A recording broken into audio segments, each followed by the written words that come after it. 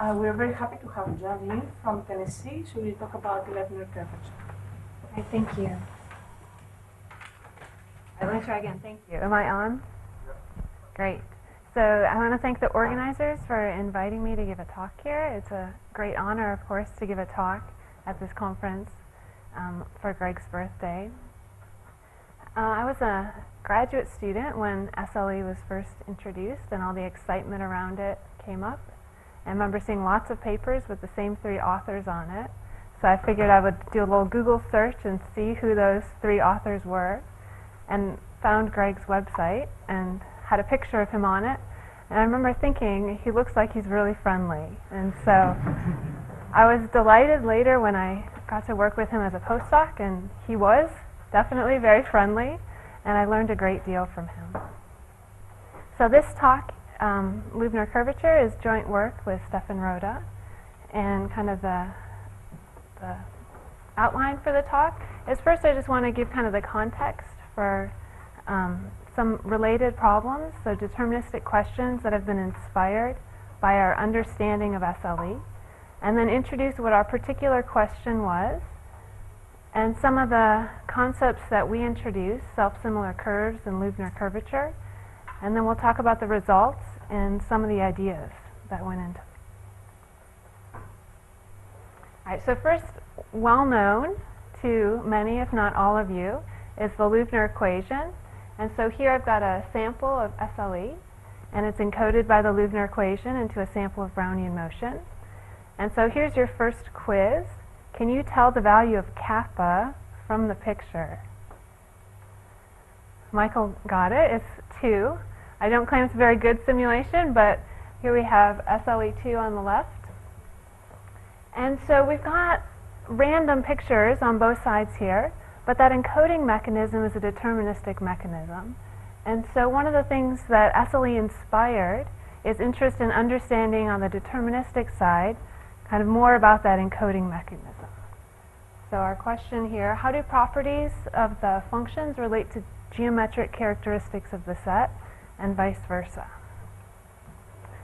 So first, to set my notation, I'll just do a very brief intro of how we can start with a curve and encode it in these driving functions. So for a curve, we pick our point on the curve. We just look at the part of the curve up to that point. Then we write down the conformal map to the upper half plane. It's unique once we specify our normalization. So here's our normalization at infinity. And we still have one thing we get to specify, and that's how we parameterize this curve. So that CT term, we declare we have to parameterize, so it's equal to 2t. And I realize that this might not be Greg's choice, so perhaps I should have done it differently for this conference, but we'll stick with the 2t here. For a general deterministic thing, it's fine. Okay, we've got an okay. We can stick with the 2t.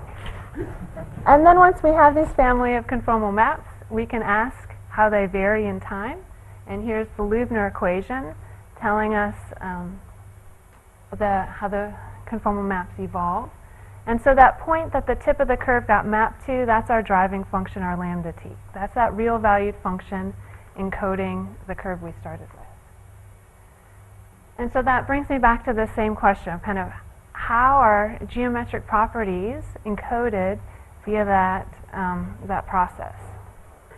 And so I just want to give you a couple examples of deterministic questions that were inspired by SLE. But first, I want to talk about kind of the class of functions that we're going to replace our driving function Brownian motion here. So kind of the deterministic class of functions we're interested in. So Holder continuous functions, as you know, the change in the output is bounded by a constant times the change in the input to that constant alpha. And that value of m is actually important to us, and we call that the Holder norm, or the Lipp norm of the function. Most often we're interested in alpha equal to 1/2, and then we call this class of functions the Lipp 1/2 functions. I'll call that norm the Lipp 1/2 norm. In one case, we'll be interested in something even slightly closer to Brownian motion, where we're a weak Lipp 1/2, and so then we satisfy the Holder condition for every alpha less than 1/2. Right, so I have two examples. There's many more I could put here, but just two examples of some deterministic results that were inspired by the understanding of SLE that blossomed very quickly. And so the first is we know that SLE has phases, and that's been mentioned a couple times this week. So for kappa between 0 and 4, SLE is a simple curve. Then we have the phase where the SLE curve comes back and hits against itself, creating bubbles. And then for kappa that's 8 or bigger, we have space-filling curves. And this inspired us to explore kind of the question of whether there's phases in the deterministic world. And so here I have three kind of deterministic fractal curves that have those similar behavior to our SLE curves. So we've got the snowflake curve, a simple curve. We've got half the Sierpinski triangle here. And the reason we cut it and did half is make it a little more like SLE. So we're getting bubbles along the real line, as well as a kind of internal bubbles that all scale here.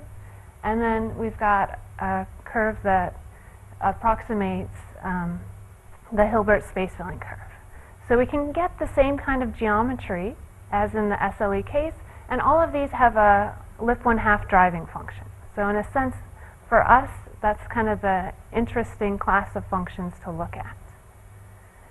And then more on the phases, that if we are in this class of functions, lip 1/2, and that norm is smaller than 4, then the corresponding Loewner hull is a simple curve.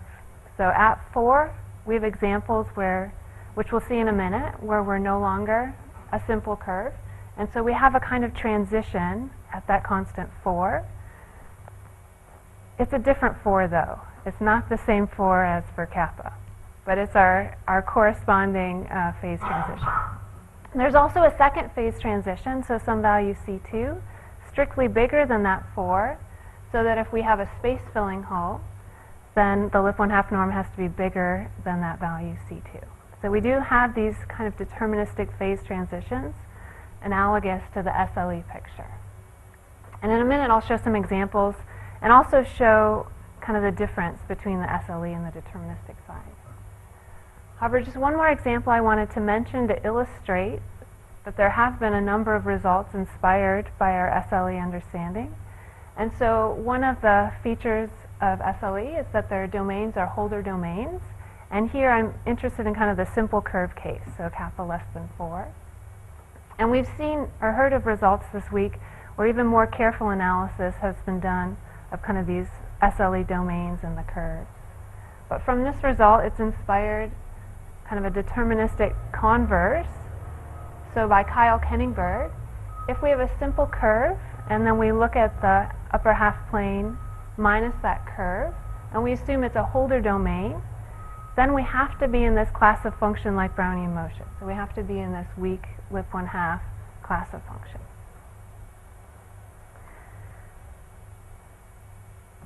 All right, so I wanted to just give a few examples here, just to have something to look at, and that kind of illustrate the differences between the SLE phases and the deterministic analogy. So this first example, I've written the driving function up on top there, and it's got a lot of C's in it, so it looks really ugly. It just has to do with how I've normalized it. But that main C out front, that's kind of related to the lip 1/2 norm. And so the green curve there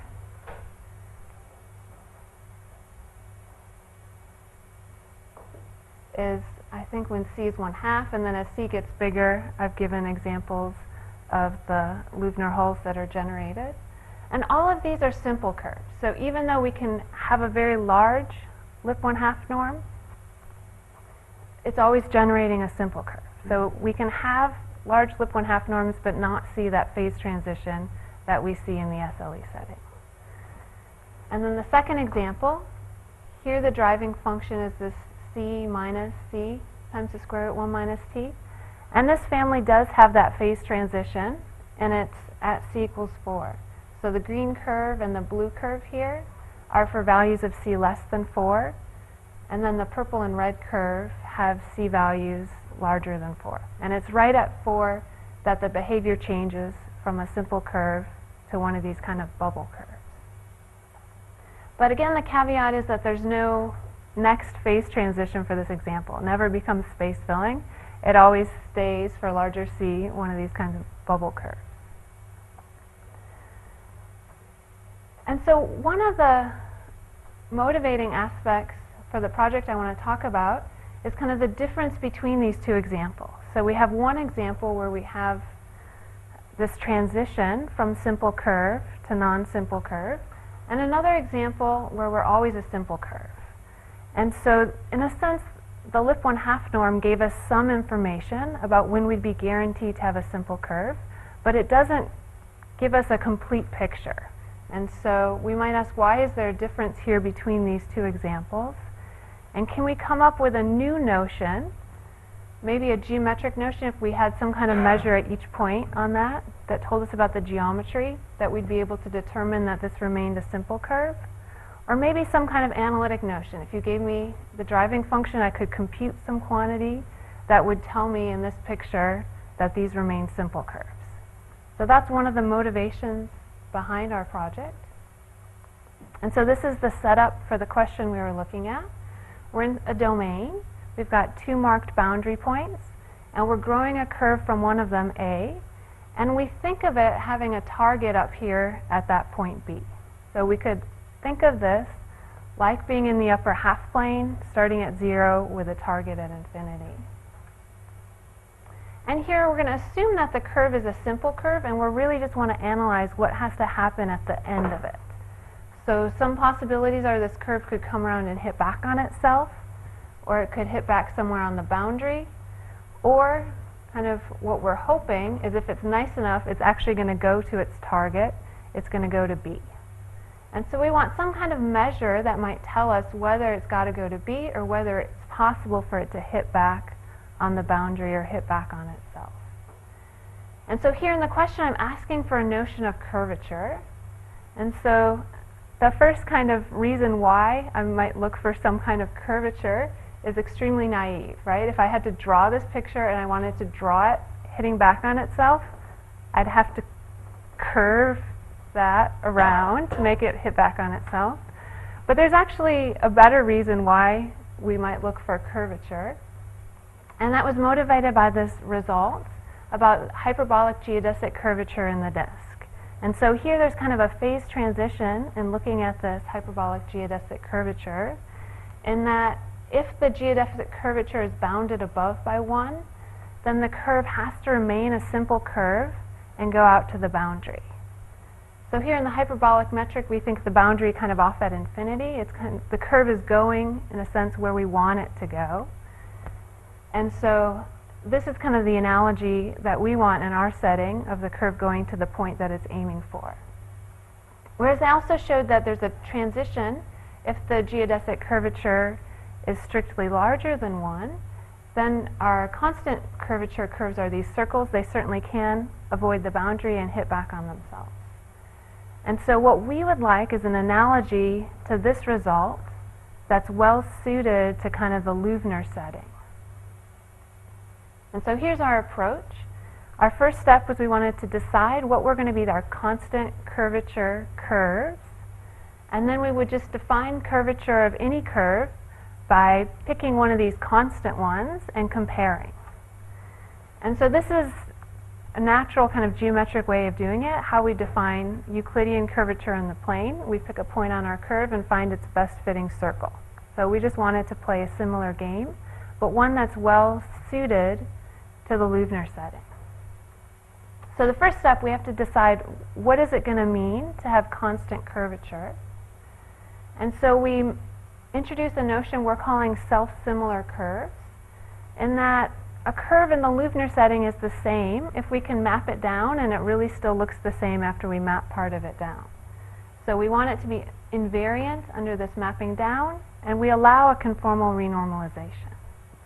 So here's the picture. We've got the curve, kind of part of it's red there, part of it's blue, and then we're going to map down kind of that red part, and we get a new curve, and we say it's still got to start at A and be aiming for B. So B has to be fixed under that mapping down map.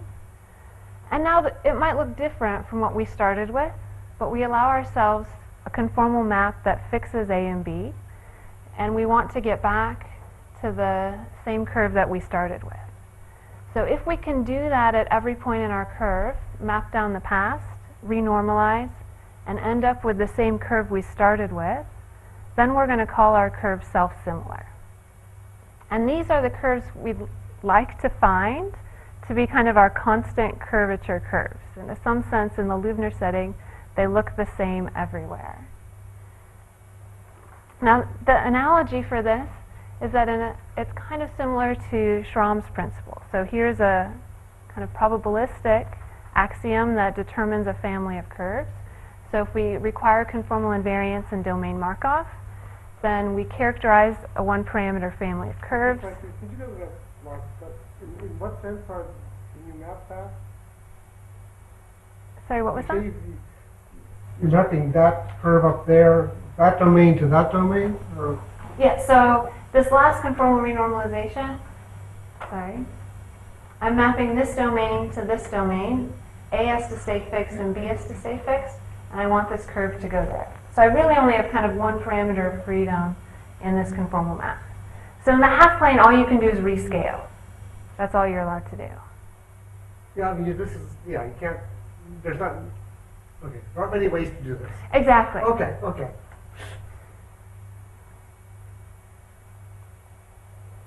right, so this is our analogy that it's kind of like Schramm's principle. And so we might hope that our axioms determine a class of functions. So the first thing we had to address is, are there any functions that satisfy this requirement we've made? And in a sense, we'd like to have the right number of functions, right? If we don't have any, we're stuck, right? We just have to scrap the project. If we have too many, we're not going to be able to pick out a best fitting function for our curvature definition. So we need to have kind of the right number of curves here. And in fact, it happens that we get a two-parameter family of these self-similar curves, which turns out to be just what we need to kind of make our project work. And I just want to show you, as Greg alluded to, that renormalization really isn't, there's not a lot going on there. I want to show you a self-similar curve. So here is one of those curves we've seen before that kind of comes around and makes the bubble. And up here is the driving function graph. And now all I want to do is kind of do what we would require for the self-similar curves and kind of start taking small pieces of this and mapping it down. And I'm requiring that we get the same shape again, right? All I'm allowed to do in that renormalization is scale it up. So it should look like the same shape when I map it down, except possibly at a different scale. And so if I run this, we see that that shape does stay the same for this curve. As I'm mapping down small pieces of it, it's just the same shape that's shrinking and shifted over.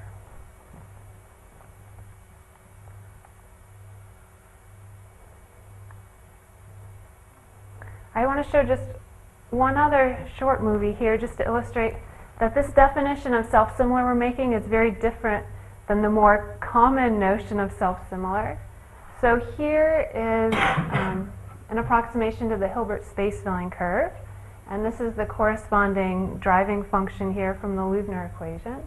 And so now this Hilbert space filling curve is kind of self-similar in the sense that we're more familiar with, right? If you take the whole thing and scale it down, it would be the same as a smaller chunk of it. But it's not self-similar in our new kind of definition of self-similarity, in that if I start here and start mapping down little bits of it, it's not going to look the same anymore. So here when I start trying to map down little bits of this, the shape's getting fairly distorted.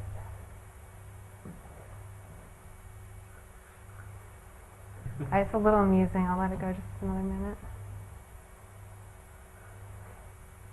All right, and then I think it goes off the screen. So.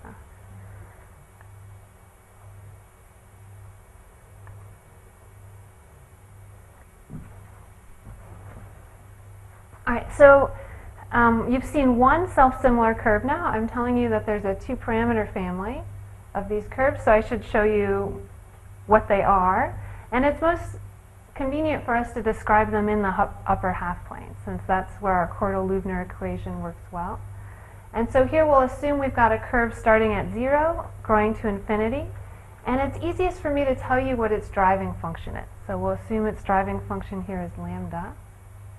Then our curve is self-similar if and only if its driving function is one of the ones in this list. So it can have constant, linear, or two different square root kinds of behaviors.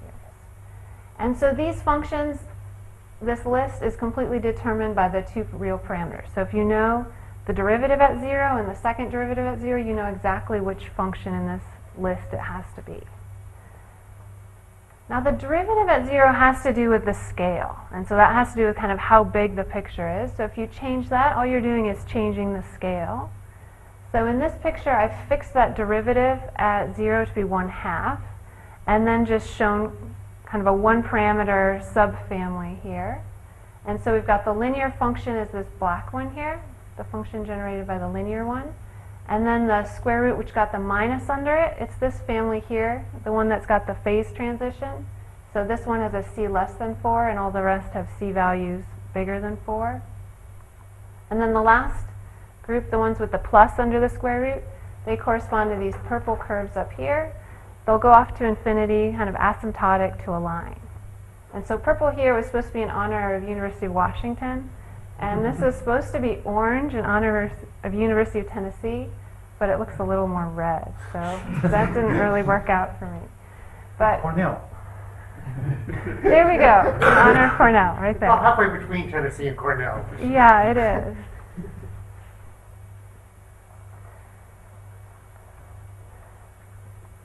All right, so I want to show you why these curves have to be exactly the ones that are self-similar. It's a very short proof, and it's going to depend on three basic properties of the Loewner equation that I'm sure are well known. So if we have a curve generated by a driving function, then we have three different ways we can kind of transform that curve. So we could scale it, and then it would be generated by the scaled driving function with the Brownian scaling here. If we shift it, then it's just generated by the spatial shifted driving function. And the last one is if we map it down. So we've got the conformal map g tau is mapping down the initial part of the curve. Then it's just generated by a time shift in the driving function. So we just need those three properties, and we can prove that proposition about our self-similar curves. So if we assume we've got a self-similar curve starting at 0, then we want to use our self-similarity property, and we'll get this relationship here. So let me tell you, kind of work backwards. So if we take our curve, and then we map down the initial part by the GT, and then we've just got to translate it so it's centered at the origin again, rooted at the origin. And then we allow ourselves this conformal renormalization, and we've got to get back to our curve. But as we've already seen and talked about, this conformal renormalization is nothing more than scaling. So all we're allowed to do is scale. And then the three operations we've done on these sides, we've shifted, scaled, and mapped down. They exactly correspond to our properties for the Loewner equation. So we can say what the driving function of the left-hand side must be. So it's got to be generated by this driving function, where we have RT, and then we've got the Brownian scaling and time shifting inside of our lambda, and then the spatial shifting minus lambda t. And that's got to generate the same curve. So that's got to be equal to our lambda of s. So that's the same equation. Now we just want to take a couple derivatives. And I think I forgot to say this at the beginning, is that we're assuming our curves are as smooth as we need them to be. For us, C3 is good enough. And so we don't have problems here taking derivatives. And we set s equal to 0, and we get that 1 over RT lambda prime has to equal lambda prime at 0. And similarly, 1 over RT cubed, second derivative of lambda equals the second derivative at 0. And from this, it really just falls out. So if our first derivative is 0, we've got a constant function. Second derivative 0, we've got a linear function. if neither of those are 0, we can solve for RT and put it in the other equation, and we get that our first derivative cubed over our second derivative has to be constant. And then we could give that to our calculus students to solve, and if we're lucky, they'll come up with this. So we just need to solve that, and we get our remaining 2 solutions from that equation. All right, so this, back to kind of our target plan. We're on track so far, in that we've got some curves that have constant Loewner curvature. And so now we want to define our Loewner curvature to any general curve in comparison to that family of curves. So we want some notion of a best fitting curve in that family. So the next question we have to address is, any curve we pick, is it going to have a unique best fitting curve from our family of self-similar curves? And to do that, we have to analyze what a Loewner curve looks like at its base. So if we have a Loewner curve gamma with its driving function lambda, we can expand at the base of it in kind of this way. And the expansion is in terms of the square root of t, and that's just an artifact of the half-plane capacity parameterization. But here what we're able to show is that we have control on the first 4 terms of our expansion here. And notice they alternate from purely imaginary to purely real. And we can write down exactly what these coefficients have to be in terms of the derivative at 0 and the second derivative at 0. And now this could be expanded. So if we had assumed greater regularity on our lambda, maybe we can take 10 derivatives, then we could have a much larger expansion here at the base of our curve. And the same pattern would continue, that it would alternate purely imaginary, purely real, and all the coefficients would be polynomial expressions in terms of our derivative. So kind of as much information as we get from our lambda, we can use that to determine what the base of the curve looks like. All right, so for the proof of this, for this version of it, which is all we need here for our curvature project, we could really just do a computation for the bulk of it. And what we did is we computed this expansion for all of those driving functions in our list. So we've got the list of driving functions that go along with our self-similar curves. Those are really the only nice driving functions for the Loewner equation, where you can at least solve it implicitly. And then once we have an implicit solution, we can just expand in power series to see what it would be. So for all of our self-similar driving functions, we expand and we get that it satisfies this expansion here. And then we use a result of Carto-Wong that gives us quantitative control. So it tells us how close 2 different driving functions are given how close they're, sorry, I'm saying it backwards. It tells us how close 2 Loewner curves are to each other given how close their driving functions are. So with that quantitative control in our computation, we get this proposition. And so this is enough to give us a way of fitting kind of a best fitting curve to every point on a given curve.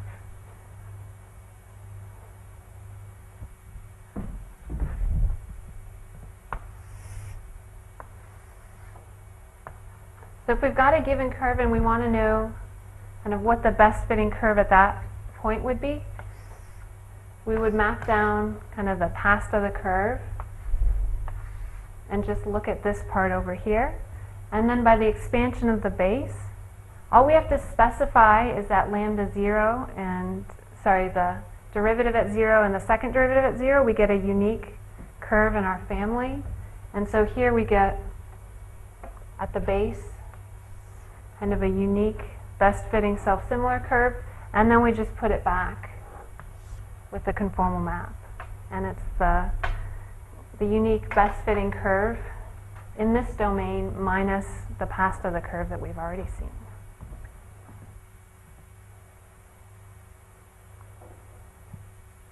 So now we've established our 2 steps for defining Loewner curvature. We're halfway in the talk and we're ready to tell you what it is. And so we've got our self-similar curves and we can pick a unique one at every point on a given curve. So we can define our Loewner curvature. And so the first step is for our self-similar curves, we define it to be constant. And here's our particular choices. So for our driving function 0, we say the curvature is 0. That's our straight line case. So I hope that kind of makes sense. And then for our linear case, we pick our Loewner curvature to be infinity. In the first square root case where we have a minus under the square root, those are those family of curves that have the phase transition and hit back. We define it to be c squared over 2. And in the other square root curve, these are the ones that go off to infinity, we have minus c squared over 2. And so you might be wondering about this c squared over 2 and minus c squared over 2, why we made that particular choice. And so the first thing I want to say is changing our tau value in each of these only scales the picture. And if we want our curvature to be kind of well adapted to the Loewner setting, it would make sense that it doesn't depend on tau, that it doesn't depend on this scale. And so then we have to have some function here of c. That's kind of our only parameter left. And you'll see in a minute why we chose this particular one, the c squared over 2. It's going to make an upcoming formula a lot nicer. And so that's why we had that choice. And then for general curve, we just define it kind of as we've already discussed here. And that if this black is the past of the curve and the blue is the future of the curve, then we just find our best fitting curve from our family and take the curvature from that constant curvature curve, and that gives us a number for our curvature right at that point there.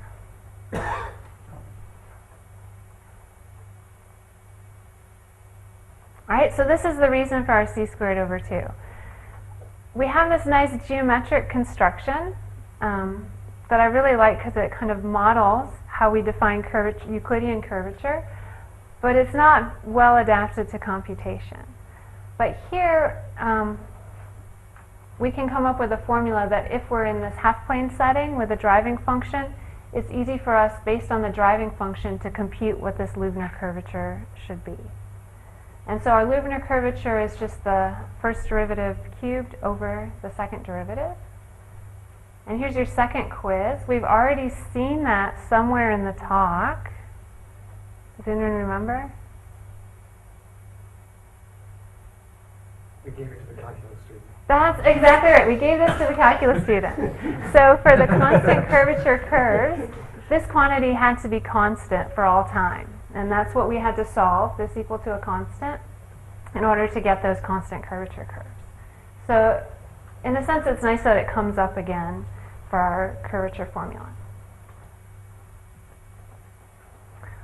All right, so the next natural question, right? So what? That was fun, but why did we do it? So is this good for anything? And the Loewner curvature does tell us some global information about our curve. So our first goal was to have another measure that might tell us when a curve is simple. So to kind of capture some of the other cases that the Lip 1/2 norm might not guarantee us a simple curve, to have some kind of measure that would tell us when we're simple. And we do in fact accomplish that. So if our Loewner curvature is bounded by 8, then our curve has to remain simple. So it can't hit back on itself and it can't hit back on the boundary, except for that marked point that it's aiming for. And we even get more control. So if we've got control on our Loewner curvature, so here I've written both of these not quite as carefully, but we'll see a more careful version in a minute. But let's say we can say that our Loewner curvature is close to some constant, then in some sense we can say our curve is going to be close to the self-similar curve with that constant Loewner curvature k.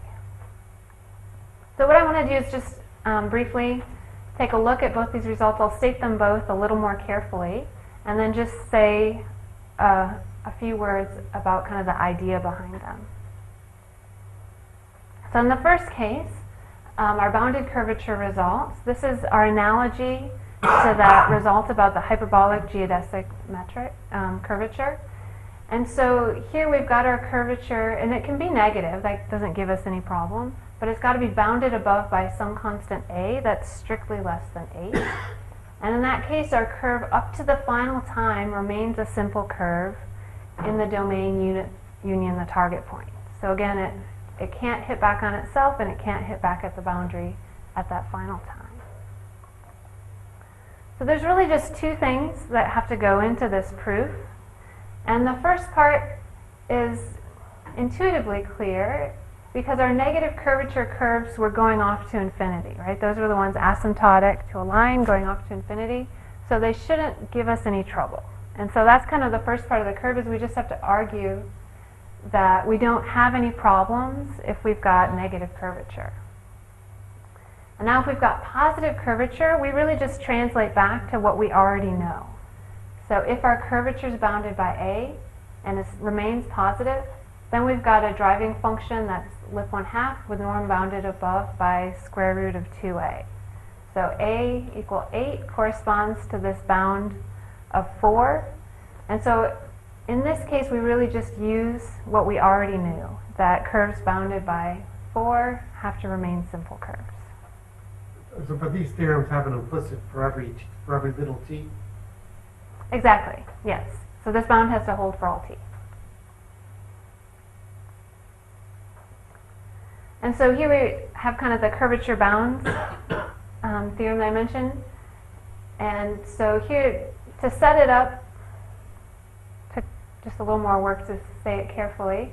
So here we're assuming our curves start at 0 and then have this kind of specified scale. So this lambda derivative at 0 is equal to 1/2. So I've drawn, again, some of the curves from the family of self-similar curves here, and they all have the same Euclidean curvature here at the base. And so in a sense, they're all on the same scale here. And so we're assuming that the curve we're interested in is also on that same scale. So it's going to start off the same with that same Euclidean curvature. And then we're going to assume that we've got bounds, and again, for all t. So we've got bounds on our curvature for all t. So if our curvature is positive but bounded above, so let's say this c corresponds to the curvature of the blue curve, then the curve we're interested in has to stay below that constant curvature curve, the blue curve. So it's got to stay in this region below the blue curve. If we also have a lower bound, then the constant curvature curve has to be below the curve we're interested in. So if we've got a lower bound maybe corresponding to this green curve and an upper bound corresponding to this blue curve, then the curve we care about has to stay between them. So we get a specified region in the upper half plane that has to contain our curve just based on the information of the Loewner curvature. And again, we've got the same scenario just here written in what's our negative curvature case. So for our curves going off to infinity, same kinds of bounds. Curvature bounded above, then we can kind of compare these two traces, and similarly with a lower bound for the curvature. So we really can specify the region of the half plane where our curve has to be. So just wanted to briefly again mention what went into the proof of this. And so the proof has two parts. The first part is fairly straightforward. We already have a power series expansion at the base of the curve. And so we just use that expansion to compare the base of the two curves.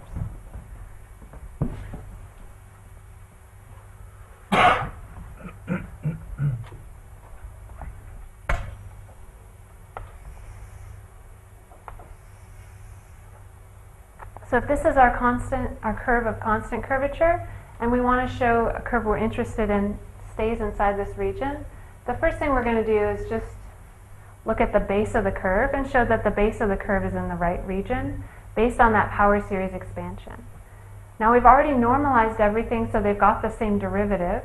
So the only other feature that went into the power series expansion was the second derivative, and we're controlling that through the Loewner curvature. So this part's really straightforward.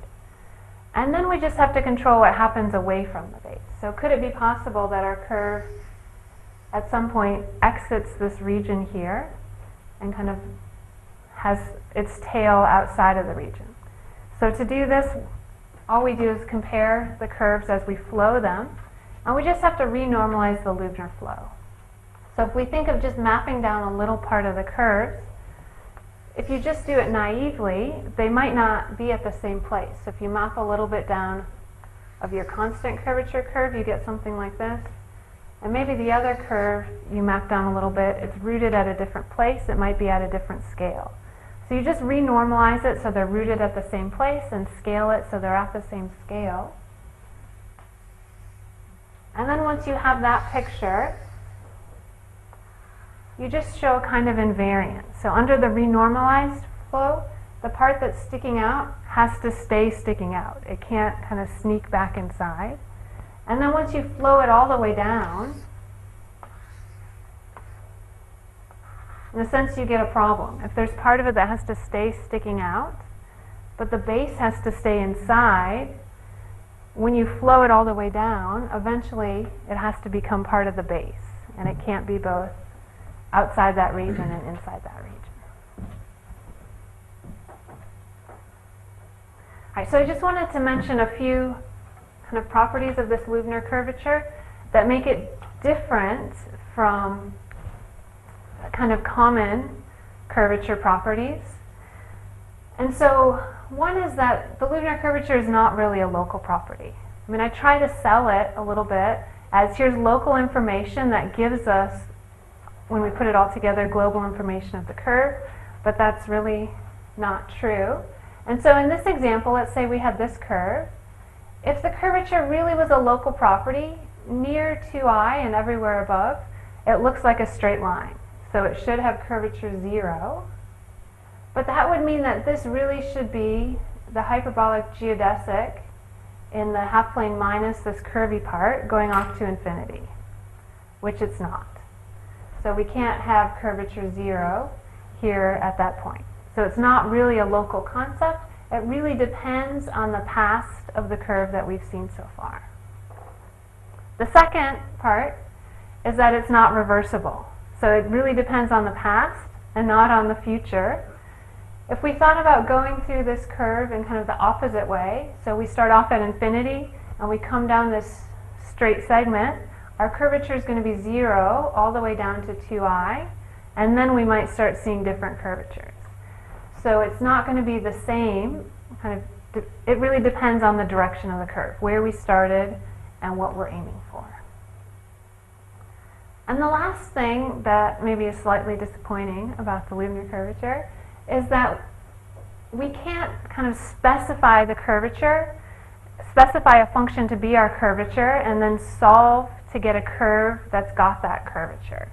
So we might say if we pick our favorite function, say L of t, can we find some curve that's going to have that Loewner curvature L of t? The answer is no, unless you let me restrict to a smaller time interval. So if you let me shrink down my time interval as far as I need, I can do it on a small time interval, but I can't do it globally. And so just a brief example to illustrate that.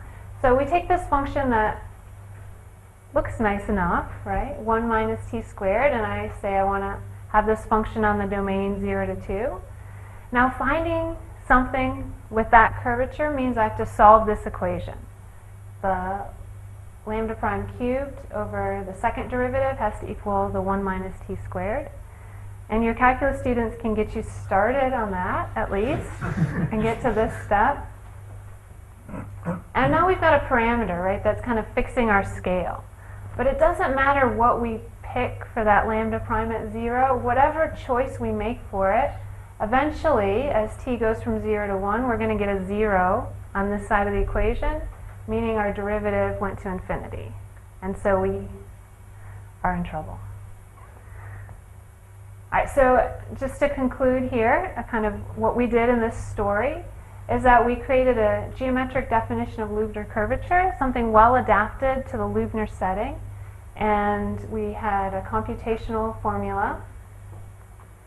And this quantity, although not purely local, it can tell us global information about the curve. It gives us kind of a further cases where we're guaranteed to have a simple curve. And then also control in the Loewner curvature controls kind of the geometry of the curve. All right, thank you, and happy birthday to Greg.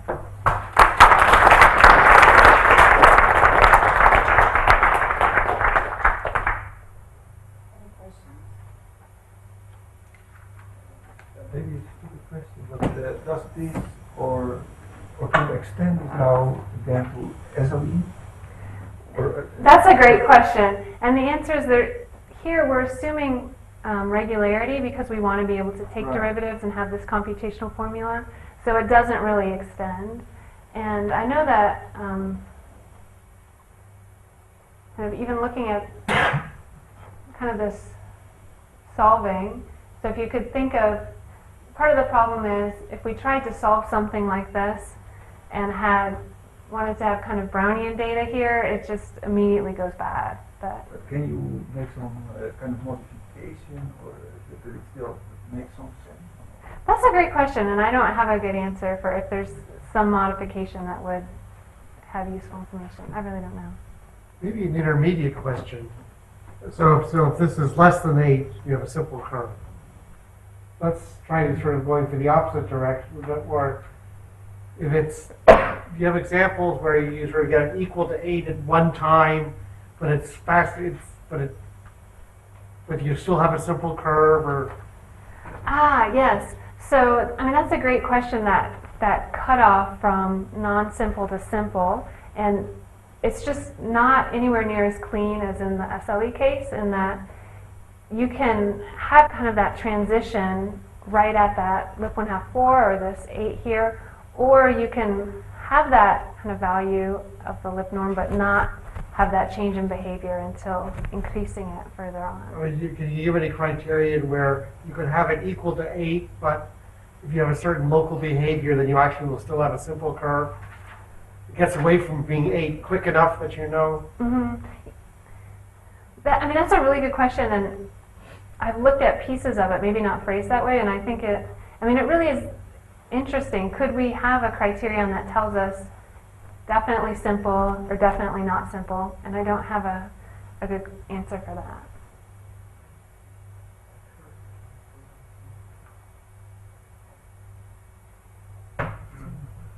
Any more questions? Okay, let's thank Joan again.